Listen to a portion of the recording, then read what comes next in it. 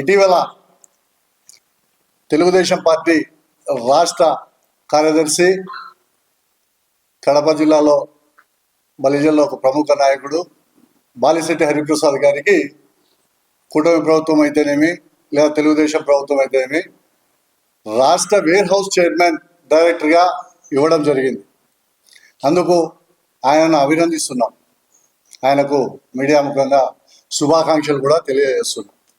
ఇకపోతే మేము వైఎస్ఆర్సీపీ పార్టీ తరఫున వైఎస్ఆర్సీపీలో ఉండే బలిజ నాయకులము అందరం కలిసి ఈ ప్రెస్ మీట్లో మీడియా ముఖంగా ముఖ్యంగా తెలుగుదేశం ప్రభుత్వ కడప జిల్లా నాయకత్వాన్ని సూటిగా కొన్ని ప్రశ్నలు అడగదలుచుకున్నాం. రాష్ట్రంలో కానీ అలాగే గ్రేటర్ రాయలసీమలో కానీ కాపు, తెలగ, బలిజ ఒంటరి ఓట్లతో గద్దెనెక్కిన ఈ తెలుగుదేశం ప్రభుత్వం ఇటీవల కాలంలో గ్రేటర్ రాయలసీమలో బలిజల పట్ల చిన్నచూపు చూస్తూ ఉంది అనే దానికి బాలిశెట్టి హరిప్రసాద్ గారికి డైరెక్టర్ పదవి ఇవ్వడం, అది ఆయన వ్యక్తిగతంగా కించపరిచినట్టుగా యావత్ బలిజ కులస్తులందరూ జీర్ణించుకోలేకపోతున్న పరిస్థితి. సరే, అది ఏదేమైనప్పటికీ ఆ పార్టీలో ఒక అంతర్భాగం, మాకైతే అవసరం లేదు. అయితే మేము ప్రశ్నించేది ఒకటే, గతంలో 2014లో ఇలాగే బలిజల్లో విస్మరించి మీ పార్టీ ఏ పరిస్థితికి వచ్చిందో మీకే తెలుసు. ఇటీవల కొన్ని పరిమాణాలు చూస్తూ ఉంటే కడప జిల్లాలో అయితేనేమి గ్రేటర్ రాయలసీమ అయితేనేమి బలిజల పట్ల చాలా చిన్న చూపు చూస్తూ ఉంది ఈ తెలుగుదేశం ప్రభుత్వం. దానికి ఉదాహరణలు కొక్కొల్లలు. కడప జిల్లాలో రాయచోటి అంటే సుగవాసి ఫ్యామిలీ ఒక బ్రాండ్. పార్టీ పుట్టినప్పటి నుంచి, తెలుగుదేశం పార్టీ పుట్టిన రోజు నుంచి ఆయన కట్ట కాలేంత వరకు సుగవాసి పాల్గొన్నాడు అనే వ్యక్తి అదే పార్టీని నమ్ముకొని ప్రభుత్వం ఉన్నా లేకపోయినా పోరాడి లాస్ట్ చనిపోయే ముందు కూడా మొన్న 2024 ఎలక్షన్లో అక్కడ అభ్యర్థి గెలుపు కోసం వీల్ చైర్లో కూర్చొని తిరిగిన పరిస్థితి. అటువంటి మహానేత చనిపోతే ఈ కూటమి ప్రభుత్వం ముఖ్యమంత్రి అయిన చంద్రబాబు నాయుడు గారు కానీ, వారి కుమారుడైన లోకేష్ గారు మంత్రి గారు కానీ కడప జిల్లాలో కడప నగరంలో మహానాడు పేరిట 3 రోజులు ఉండి కనీసం ఆ కుటుంబాన్ని పరామర్శించకపోవడం ఎంతవరకు సబబని నేను సూటిగా తెలుగుదేశం ప్రభుత్వాన్ని, తెలుగుదేశం అధినేతలను ప్రశ్నిస్తున్నా. అంతేకాకుండా తెలుగుదేశం పార్టీలో బలిజల వినాశనానికి మీరు నాంది పలుకుతున్నారా? ఎందుకంటే గతంలో 2014లో కడప నుంచి దుర్గాప్రసాద్ గారు పోటీ చేస్తే అతను అంజాద్ బాషా గారి పైన ఓడిపోతే, ఎక్కడైనా సాంప్రదాయం ఓడిపోయిన వ్యక్తికి ఇన్ఛార్జి పదవి అనేది ఇస్తారు. గతంలో కూడా అతనికి అన్యాయం చేశారు. అతనికి కాకుండా ఆ రోజు ఉన్న బాలిశెట్టి హరిప్రసాద్ కాకుండా, ఆ రోజు ఆ పార్టీలో ఉన్న హరినాథ్ కాకుండా ఇప్పుడున్న వాసు గారికి పట్టం కట్టడం ఆ రోజు జరిగింది. నేను వాసు గారిని కూడా ఒకటే ప్రశ్నిస్తున్నా, నువ్వు బలిజల ఓట్లతో మీ భార్య ఎమ్మెల్యేగా గెలిచి ఈరోజు కేవలం బాలిశెట్టి హరిప్రసాద్ను కించపరిచే విధంగా మీరు అతనికి ఆ పదవిని ఇప్పించదలుచుకున్నారా? లేకపోతే బలిజల్లో అవమానించపరిచేదానికి ఆ పదవి అతనికి ఇవ్వదలుచుకున్నారా? అంతేకాకుండా గతంలో చెంగల్నాయుడు ఉమ్మడి వైఎస్ఆర్ జిల్లాలో చెంగల్నాయుడు తిరుపతిలో టికెట్ అడిగితే ఆ పార్టీ తరఫున అతన్ని తీసుకొచ్చి రాజంపేటలో 2014లో నిలబెట్టడం జరిగింది.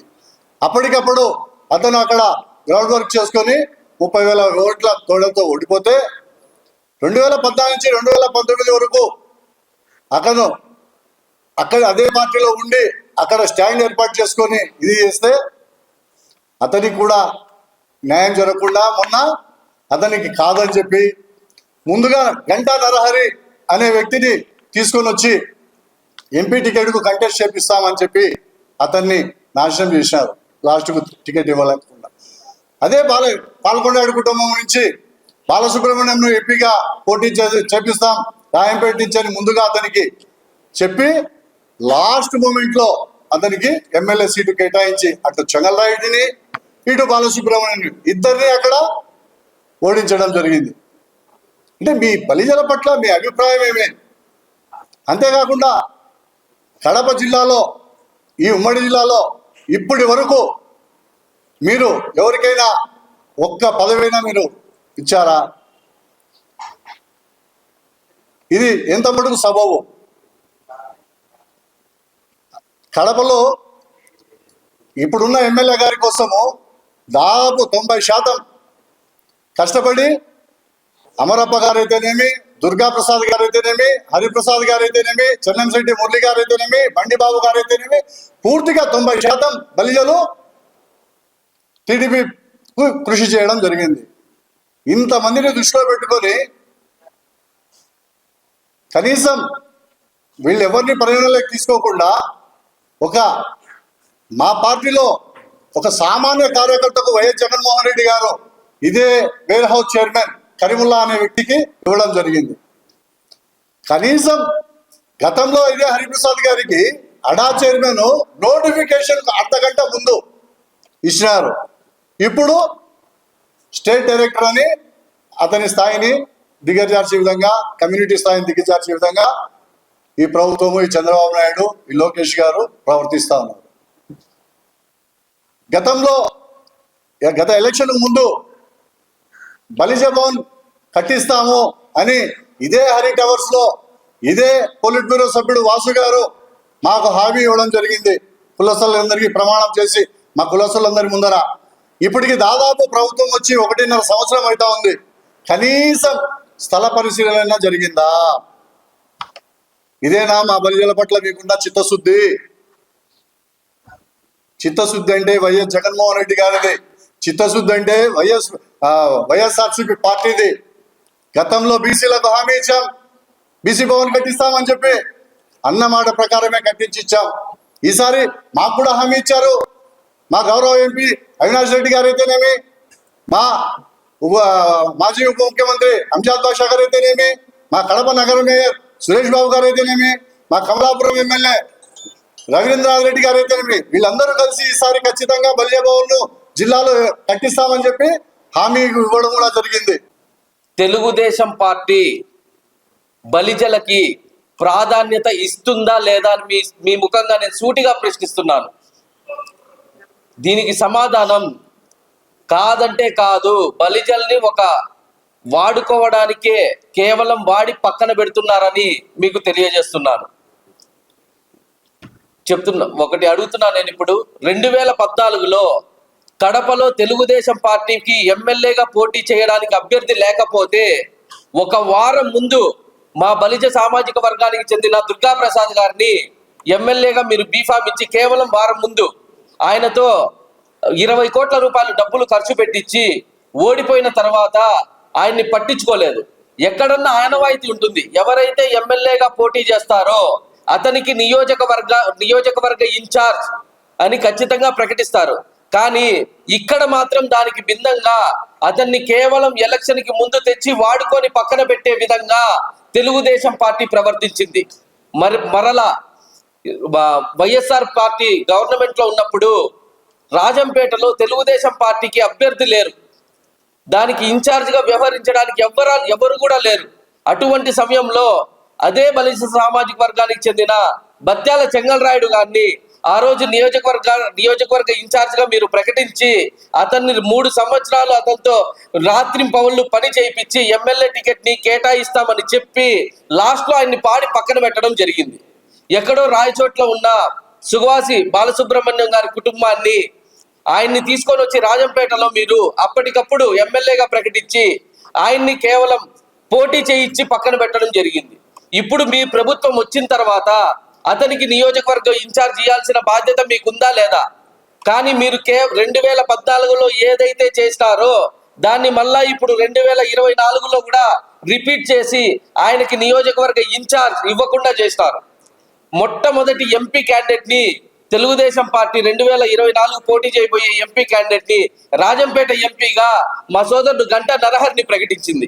అతన్ని కూడా 2 సంవత్సరాలు వాడి మీ నారా లోకేష్ పాదయాత్రకి ఖర్చు పెట్టించి మీ సొంత కోర్టు ఖర్చులకి అతనితో ఖర్చులు పెట్టించి అతన్ని కూడా లాస్ట్ లో డిగ్రేడ్ చేయడం జరిగింది.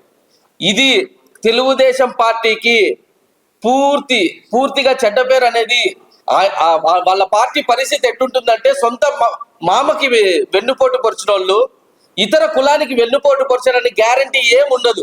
అది అందరికీ తెలిసింది. కానీ 2024లో ఏం జరిగిందంటే తెలుగుదేశం పార్టీ అంటే బలిజల పార్టీ, బలిజలకి సపోర్ట్ ఉన్న పార్టీ అని కొంతమంది గుడ్డిగా జనాన్ని నమ్మించి, బలిజల్ని నమ్మించి ప్రతి ఒక్కరూ తెలుగుదేశం పార్టీ ప్రభుత్వానికి కూటమికి ఓటేసేలా చేసి మీరు అధికారంలోకి వచ్చి రాష్ట్ర రాజకీయాలను శాసించే స్టేజ్ లో మేము ఉన్నాం.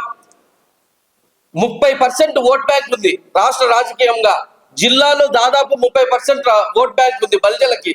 68,000 ఓట్లు కడపలో ఉన్నాయి. మీరు బలిజలకి ఎటువంటి న్యాయం చేసే పరిస్థితే లేదు. ఇప్పుడు నిన్న చూసుకుంటే హరిప్రసాద్ గారు సార్ మీకు ఒకటే చెప్తున్నా, నేను చిన్నప్పటి నుంచి చూస్తాను మిమ్మల్ని.